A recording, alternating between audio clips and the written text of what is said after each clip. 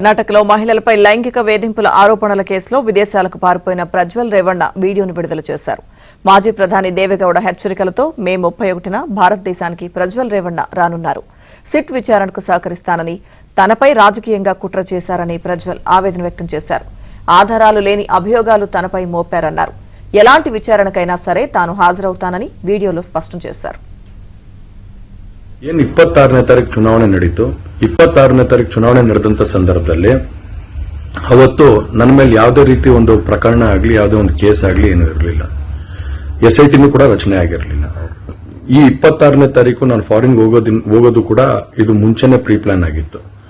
ಹಾಗಾಗಿ ನಾನು ಫಾರಿನ್ ಹೊರಟಾದ ಮೇಲೆ 3-4 ದಿನದ ನಂತರ ನಾನು ಯೂಟ್ಯೂಬ್ ನೋಡುವಂತ ಸಂದರ್ಭದಲ್ಲಿ, ನ್ಯೂಸ್ ಚಾನೆಲ್ ನೋಡುವಂತ ಸಂದರ್ಭದಲ್ಲಿ ನನಗೆ ಈ ಮಾಹಿತಿ ದೊರಕುವಂತ ಕೆಲಸ ಆಯಿತು.